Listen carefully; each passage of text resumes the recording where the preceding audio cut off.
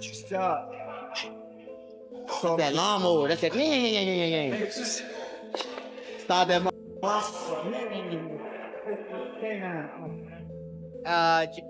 Jake Paul might be too big for him, or Tank might crack him. You don't know.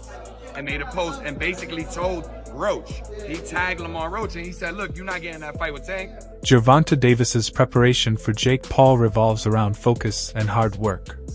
Every session hones his speed, power, and sharpness. From conditioning to sparring, he stays disciplined, leaving no room for distractions.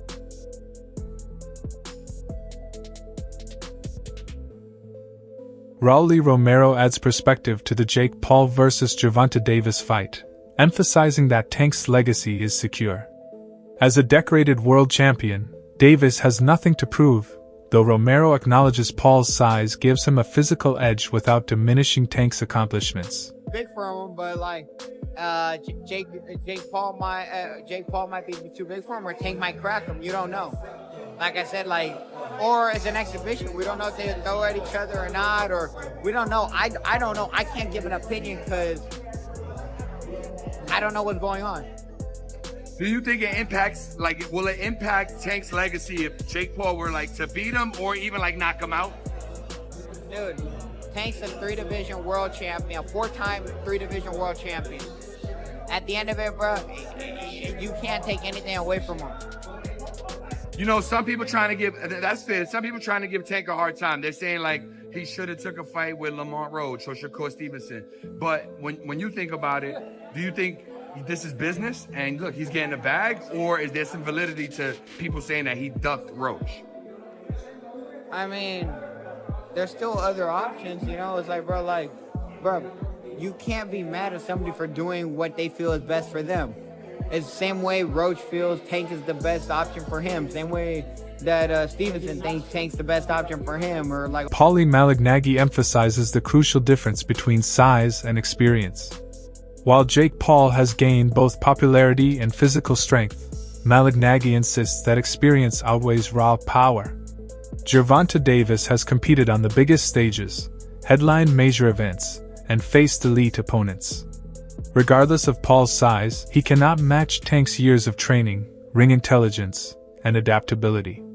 Malignaggi's perspective is rooted in the belief that in boxing, skill and experience usually carry more weight than sheer size. Because he's the bona fide world champion. I don't care if he's much smaller. I think Jake Paul has sort of plateaued as far as where his boxing is concerned. It's rather low level. Yeah. He's big, he's physical, he's strong, he can hit. So there is that risk. Davis, at lightweight, you're in a moment where it's too physical for you, you can clinch. Against the heavyweight, where you clinching? You ain't getting out of that corner just clinching anymore if you run out of space. You know what I mean? So it's interesting. But Davis, listen, there's a lot of talking points that I'm sure we'll get into when this gets closer to the fight. Davis can still punch at lightweight. Can he drop a heavyweight? There's a lot to gain there, right? If Davis knocks the answer is yes. If Davis drops Jake on his ass, as much as Davis is the one with more to lose, it's still a highlight moment. A visual that will stay forever. Yeah, but if you get dropped, even if you're smaller, you're still a world champion in multiple weight classes. If you get dropped, what's the look? What's the feel? On the inside, as boxers, me and Chris Algieri, the champ, even you, Jim, you have fight experience, so we know that the risk is a big guy that big hits you. You're probably going down if you're a small guy, if he hits you clean. So we know the risk, but how does it look to the public eye who don't understand that? You know what I mean? The public. So there is a lot to lose, though. There's a bit to gain. I wouldn't necessarily have an issue with this had Davis's career arc been one that benefited boxing. Davis was manufactured and put into a position where he's supposed to benefit boxing, and I don't think he has. I think he's hurt boxing. So by giving him this reward, that's my problem. Why are we watching this? Why don't you make him earn his spot that he's still... Teofimo Lopez views the fight more as a spectacle than a sporting contest. For him, it's less about legacy or rankings and more about entertainment and financial gain. He points out that both Jake Paul and Gervonta Davis will earn massive paydays, which cannot be overlooked. While it may not carry the significance of a world title bout, Lopez believes it still benefits boxing. By drawing mainstream attention, Even an exhibition-style matchup can bring in new fans and broaden the sport's audience. Yeah, man, it's good for the sport in some way, you know? So a heavyweight versus a lightweight. Yeah. You got a fly hit me, yeah. A heavyweight versus a lightweight. How's this gonna work? Hey, they make it work. It's an exhibition for a reason. So, you know, they know what they're doing. And, you know, shout out to Netflix and shout out to both of them, honestly. Like I said, I think a lot of people in the boxing world are kind of upset. I could care less. I think they're going to go out there and make their money. It falls on the number 8 for a reason. They're going to make a lot of money. Have you got a prediction for that fight? My prediction, a show. A show. Well, clearly it's a show, but when you've got a lot of people underestimating Jake Paul once again, but when you've got a heavyweight boxer who knows how to throw punches and knows the basics against a lightweight, it's quite a difference. I mean, have you sparred heavyweights before? Yeah. For competitive sparring in the ring? Yeah, it's not the same. It's not the same, not at all. Definitely got to move. I've actually played around a few times, went through between their legs just to duck around. But yeah, because they're taller, you know. But I think for that competition, that fight, it reminds me a lot like The Big Show, and Floyd Mayweather when they fought in WrestleMania. Yeah. Mm-hmm. And will that end the same way? Possibly. Maybe some brass knuckles in there too. Can you see Jake Paul knocking out Gervonta Davis? It's boxing, man. And if it's a show like this, anything goes, anything happens. Nate Diaz, famous for his blunt honesty, outright dismisses the matchup. He sees little competitive value in the fight, arguing that the result won't significantly affect either fighter's career. Diaz describes it as a spectacle created purely for entertainment, likening it to professional wrestling, and views it more as a sideshow than a serious sporting contest. Ask you, Jake Paul versus Gervonta Davis. Does Davis have a chance? Gervonta is a great boxer, but he ain't gonna be. So you got Jake Paul by knockout, or? No, I don't got anybody, but I don't think He's just too small. It's just. I don't want to beat up somebody that small. I don't want to, you know what I'm saying? What do you think of the fight? I don't want to lose to somebody that. There's no point in the fight. It's a great fight, actually. I'm not hating on the fight, but I think. My thoughts on it is let's watch and see what happens. Ryan Garcia said that boxing's turning into WWE. Yeah, with that type of matchup. Do you agree? Last thing, White House card, like he said, you want Conor McGregor? Yeah, but the whole thing's on WWE, so it's like, at least that's happening and it's getting something to talk about, something to watch, and I'm looking forward to that fight. Jeff Mayweather echoes Nate Diaz's skepticism, labeling the matchup as unusual and questioning its purpose. He finds little logic in pairing an established champion like Gervonta, Tank, Davis with YouTuber-turned-boxer Jake Paul. While he acknowledges the business aspect of boxing, he still considers the fight strange and almost unnecessary, capturing the confusion many traditional fans feel about crossover bouts. It's kind of weird, because Jake Paul is extremely bigger than Tank. And I mean, but with it being exhibition, it makes sense. It's fine. He got a big name that he's going to be fighting. But I mean, it really makes no sense because he's going to be weighing over 200 and some pounds. Tank's going to probably be weighing maybe at the most 147, 150. So I don't even understand why the fight is happening. KSI, experienced in influencer boxing, explains Jake Paul's promotional approach. He notes that rumors of Paul facing Anthony Joshua were never realistic and were designed purely to generate hype. In his opinion, the fight with Gervonta, Tank, Davis is another move in Jake's strategy to create buzz rather than pursue serious competition. KSI emphasizes the theatrical and often manipulative nature of modern boxing promotions. Jake was never gonna happen. I didn't. Really? Yeah. You thought it was actually gonna happen? Bro, it's so crazy. Like, I feel like so many people just believe everything online. But that's pretty unbelievable on the other hand. I feel like I know. Well, okay, how do I say it like this? Etoma versus White. I had a lot of people bet on White winning. And I'm there like, you guys don't watch boxing, do you? You just look at a record and go, Dylan's fought many more people than Etoma. That record says a lot. Atoma's like 18, not 18, Atoma's 20, inexperienced, one run. Like, I just knew Atoma was gonna just destroy him. And I think a good fight for Atoma would be him and Wilder. I think BJ Flores, who has trained Jake Paul extensively, offers a more positive perspective. He believes Jake's long-term development aligns well with the cruiserweight and heavyweight divisions, where his size is advantageous. Flores also views the fight with Gervonta, Tank Davis as an opportunity. Sharing the ring with the champion elevates Jake's profile and paves the way for bigger opponents in higher weight classes. He frames the matchup as an important stepping stone in Jake's boxing journey. My good friend Armani, he has been working with Jake Paul for the last 2 years. There was a little time where Shane wasn't there with Jake, and Armani called me up and said, "Hey BJ, will you come down to Big Bear and spar with Jake?" And I'm like, "You want me to spar with Jake?" I'm thinking to myself, you know what I mean? I'm like, yeah, he's beating up all his sparring partners. We come, I was like, all right. I mean, fine, I'll go down there and do it. I have been inactive. I haven't done anything for like 8 months. But I was like, okay, I'll go down there. So we spar a couple times.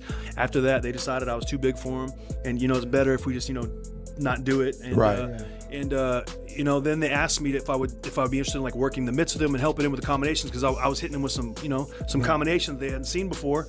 And I said, we can teach him all those things and have him doing all those things. And so I started working the mitts with him and helping him out on the mitts. And he told his trainers and everybody, they're like, man, I want BJ around for the entire camp because I'm getting better. My job is like Shane does that. Journalist Gareth A. Davies criticizes the upcoming fight, labeling it a circus that prioritizes spectacle over substance. He contends that while it attracts public attention, it weakens boxing's credibility. The disparity in weight and divisions sacrifices fair competition for financial gain.